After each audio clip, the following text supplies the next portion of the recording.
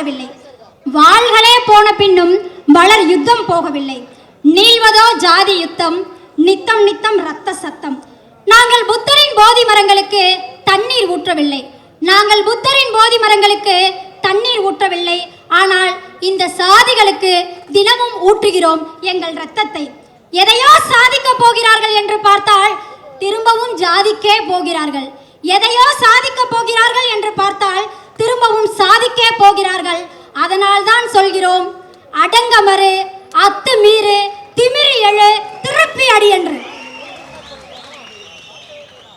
சேற்றுக்குள் கிடந்த இந்த சேரி கூட்டத்தை, சேற்றுக்குள் கிடந்த இந்த சேரி கூட்டத்தை சேர் போட்டு கூட்டம் கூட்டமாய் அமர வைத்திருக்கும் எங்கள் எழுச்சி தமிழரே, சேரிக்குள் கிடந்த இந்த சேற்றுக்குள் கிடந்த இந்த சேரி கூட்டத்தை சேர் போட்டு கூட்டம் கூட்டமாய் அமர வைத்திருக்கும் எங்கள் எழுச்சி தமிழரே, நவீன அம்பேத்கரே, உங்களை வணங்கி தன் வசம் இருக்கக்கூடிய இளைஞர்களை எல்லாம் ஆவேசப்படுத்தி அடிங்கடான்னு சொல்லாம அரசியல் படுத்தி படிங்கடான்னு சொல்லக்கூடிய ஒரே தலைவர் இருக்காருன்னா அது எங்களோட அண்ணனா மட்டும்தான் இருக்க முடியும். எந்த ஒரு அம்பேத்கரிய இயக்கத்தின் மீதும் பொறாமை கொள்ளாத எங்கள் தலைவர். ஏன் தெரியுமா? ஏன்னா இவரு அடுத்த 5 வருஷத்துக்கு என்ன பண்ணலாம்னு யோசிக்கிற தலைவர் கிடையாது. என்னுடைய அடுத்த தலைமுறைக்காக என்ன பண்ணலாம்னு யோசிக்கிற தலைவர். அவர் ஒரு நாளும் அரியாசனத்துக்காக போட்டி போட்டதே கிடையாது. இது போன்ற அறியாத சனங்களுக்காக போராடி கொண்டிருக்கிறவர். ஒரு மனுஷன் இந்துவா பிறந்திருந்தான்னா காசி ராமேஸ்வரத்தை போய் பார்க்கணும்னு ஆசைப்படுவாங்க. இஸ்லாமியரா பிறந்திருந்தாங்கன்னா மெக்காவை போய் பார்த்துட்டு வரணும்னு ஆசைப்படுவாங்க. கிறிஸ்தவரா பிறந்திருந்தா பெத்தலகேமை போய் பார்த்துட்டு வரணும்னு ஆசைப்படுவாங்க. ஆனா இன்னைக்கு இந்த ஜாதி மதங்களை எல்லாம் கடந்து அத்தனை மனிதர்களும் பார்க்க ஆசைப்படுவது எங்க அண்ணன் திருமா ஒருவரை மட்டும்தான். அதனாலதான் சொல்றோம், ஜாதிகளை கடந்த சமத்துவ தலைவர் அவர் அப்படின்னு. இந்த மதங்களை எல்லாம் கடந்ததுனாலதான் அவரை ஜாதிகளை கடந்த சமத்துவ தலைவர் அப்படின்னு நம்ம சொல்றோம். இப்ப நாமெல்லாம் உங்களை பார்த்து ஒரு கேள்வி கேட்கிறேன். இப்ப நாம எல்லாருமே சிறுத்தைகள் தானே? ஆமாவா இல்லையா? சத்தம் பத்தலையே. ஆமாவா இல்லையா? சத்தம் பத்தலையே. நாம எல்லாருமே சிறுத்தைகள் தானே? சிறுத்தைகளுக்குன்னு ஒரு குணம் இருக்கு, தெரிஞ்சிருக்கும் உங்களுக்கு, இருந்தாலும் சொல்றேன். சிறுத்தைகளுக்குன்னு ஒரு சில பண்புகள்லாம் இருக்கு. என்னன்னு பாத்தீங்கன்னா, ரொம்ப ஷார்ப்பா பாக்குமா, அதுவும் இருக்கலாம். ரொம்ப ஃபாஸ்டா ஓடுமா, அதுவாவும் இருக்கலாம். ஆனா இதெல்லாம் விட மேல, அதுக்கும் மேல ஒண்ணு என்ன தெரியுமா? பொதுவா சிறுத்தைக்கு தன் இனத்துக்கிட்டையும் சரி எதிரி இனத்துக்கிட்டையும் சரி சண்டை போட பிடிக்காதான். சிறுத்தைக்கு தன் இனத்துக்கிட்டையும் சரி எதிரி இனத்துக்கிட்டையும் சரி சண்டை போட பிடிக்காது. ஆனா சண்டை போட தெரியாமலாம் இல்லை, சண்டை போட தெரிஞ்சும் சண்டை போடாம இருக்கு. அவ்வளவுதான் விஷயம். பானையை உடைக்க போறேன்னு எல்லாரும் சொன்னாங்க. ஆனா என்ன சொல்லியும் அந்த பானையை உடைக்க முடியல. அது ஏன் தெரியுமா? அது எல்லாத்தையும் அள்ளி உள்ள போட்டுக்கிற சுயநல பானை கிடையாது, இருக்கிறத கூட எடுத்து வெளியில கொடுக்கிற பொதுநல பானை. அதனாலதான் அந்த பானையை யாராலையும் அசைக்க கூட முடியல. நடந்து முடிஞ்ச சட்டமன்ற தேர்தலில் நம்ம எம்எல்ஏக்கள் எல்லாரையுமே கோட்டைக்கு அனுப்பிட்டு அண்ணன் அவர்கள் கோட்டைக்கு வெளியில ஒரு குழந்தைய மாதிரி உட்கார்ந்துருப்பாரு. அந்த படத்தை நம்ம எல்லாருமே பார்த்துருப்போம். ஒரு சுயநலம் இல்லாத ஒரு தலைவன் தன் மக்களை எல்லாம் கோட்டைக்குள்ள அனுப்பிட்டு ஒரு குழந்தை மாதிரி உட்கார்ந்துருந்தாரு. எலெக்ஷன் டயத்துல பணத்தை வீசி எல்லாருக்கும் கைதான் வீங்கும்.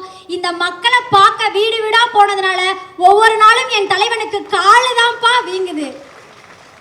திருச்சி வெல்லும் ஜனநாயக மாநாட்டை நம்ம யாருமே மறந்திருக்க முடியாது, யாராலையும் மறக்கவும் முடியாது. ஏன்னா இளைஞர்கள் மட்டுமே 5 லட்சத்துக்கு மேல கூடின மேடை அது. நான் இதை ஏன் சொல்றேன்னா, இன்னமும் தலைவருக்கு திருமணம் ஆகல, பிள்ளைகள் இல்ல அப்படின்னு ஒரு கூட்டம் சொல்லிட்டு தான் இருக்கு. நான் சொல்றேன், அந்த திருச்சி மாநாட்டில் திருச்சி மலைக்கோட்டையை திருமா கோட்டையாக மாற்றிய இந்த இளைஞர்கள், 5 லட்சம் இளைஞர்களை பெற்ற ஒரே ஆண் சிறுத்தை யார் அப்படின்னு பார்த்தா அதுதான் எங்களுடைய அண்ணன். ஒரு ஆண் தாயாக அவர் நம்ம எல்லாருக்குமே இருக்காருங்கிறது நம்ம மறுக்க முடியாத உண்மை. தமிழகத்துல வீடுதோறும் அவருக்கு பிள்ளை இருக்கு. தமிழகத்தின் வீட்டுக்கெல்லாம் அவர் தான் செல்ல பிள்ளையாகவே இருக்காரு. அப்பாவுக்கு பாடம் சொன்னவர் முருகர், அப்பாவுக்கே தமிழ் பேரை சொன்னவர் நம்ம தலைவர். இவர் தமிழ் பேர் வைக்க ஆரம்பிச்சதுக்கு அப்புறம் நம்ம சிறுத்தைகளுக்கெல்லாம் ஒரு ஆசை, எங்களுக்கு பிறக்கக்கூடிய பிள்ளைக்கெல்லாம் தலைவர் வந்து பேர் வைக்கணும், இல்லைன்னா நாங்களே தலைவரோட பேரை வச்சிடணும். இது ரெண்டு தான் எங்களுடைய பெரிய ஆசையா இருக்கு. எழுச்சி தமிழரை பார்த்தா ரொம்ப எளிமையா இருக்கு அப்படின்னு எல்லாரும் சொல்றாங்க.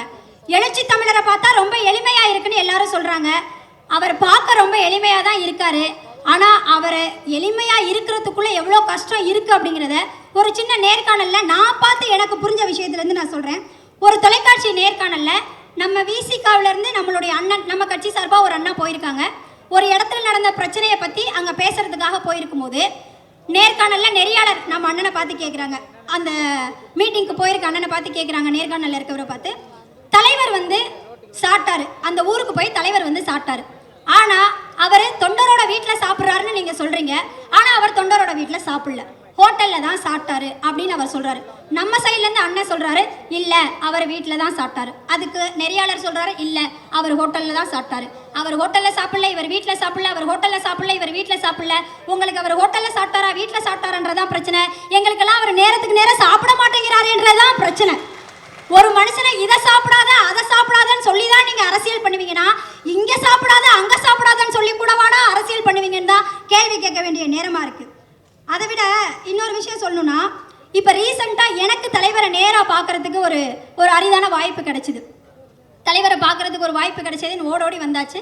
அந்த கூட்டத்தில் நின்று எல்லாருமே ஃபோட்டோ எடுக்கிறதுல ரொம்ப ஆர்வமாக இருப்போம். தலைவரை பார்த்துட்டோமா, ஒரு ஃபோட்டோ எடுத்தோமா, ஒரு ஸ்டேட்டஸை போட்டோமா அப்படின்ற மாதிரி ஒரு ஆர்வத்தில் இருப்போம். அதே மாதிரி தான் அந்த கூட்டத்தில் நானும் தலைவரை பார்க்கணும், ஒரு ஃபோட்டோவை எடுக்கணும் அப்படின்னு நின்றுட்டு இருக்கும்போது ஒரு 40-50 வயசு மதிக்கத்தக்க ஒருத்தர் வந்தார். ஒரு 40-50 வயசில் இருக்கிறவர் தலைவர்கிட்ட வந்து, தலைவரே நான் உங்கள் கையை பிடிச்சி கையை தொட்டு மட்டும் பார்த்துக்கட்டுமா அப்படின்னு கேட்டார். எனக்கு அப்போ அது ஒரு பெரிய விஷயமா தெரியவே இல்லை. தலைவரோட கையை தொட்டு மட்டும் பார்த்துக்கட்டுமா அப்படின்னு அந்த பெரிய மனுஷர் கேட்டார். நான் கொஞ்சம் நேரத்துக்கு அப்புறம் தான் அதை ஆழ்ந்து உணர்ந்தேன். உங்களெல்லாம் தொட்டா தீட்டு, உன் நிழல் பட்டா தீட்டு, நீ உள்ள வந்தா தீட்டு, நீ உட்கார்ந்தா தீட்டுன்னு தீட்டு தீட்டு தீட்டுன்னு ஒடுக்கப்பட்ட ஒரு சமூகத்தில் இருந்து ஒரு தலைவன் வந்திருக்காருன்னா, அந்த தலைவரோட கையை தொட்டு மட்டுமே பார்ப்பதற்காக இன்னைக்கு பல லட்சம் கூட்டம் காத்து கிடக்கு அப்படின்னா, அவர் தாண்டி வந்திருக்கிற அந்த கடினமான பாதைகளை நம்ம யோசிச்சு பார்க்க வேண்டியது அதிகபட்சமாகவே இருக்கு. பல சேரி மக்களின் ஒற்றை குரலாய் இன்று பாராளுமன்றத்தில் இவர் குரல் தான் ஒலிக்கிறது. பல சேரி மக்களின் ஒற்றை குரலாய் பாராளுமன்றத்தில் இன்று இவர் குரல் தான் ஒலிக்கிறது. எம்டியாக இருந்த எங்களுக்காக எம்பியாகி நிற்கும் ஒற்றை துணை நீங்கள் தான். எம்பியாக நின்ற எங்களுக்காக எம்பியாகி நிற்கும் ஒற்றை துணை நீங்கள் மட்டும்தான்.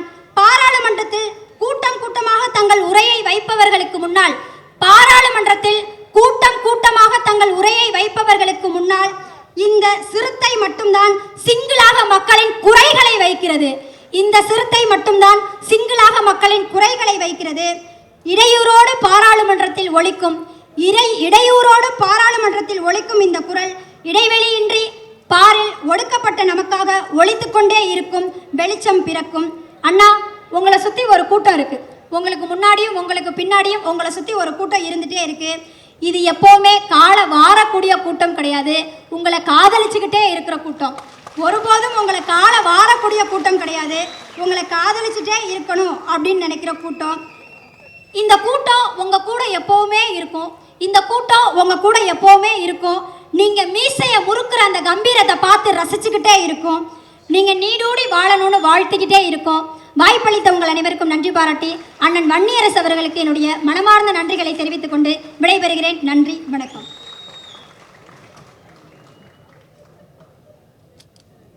நன்றி சகோதரி நீலவேணி முத்து.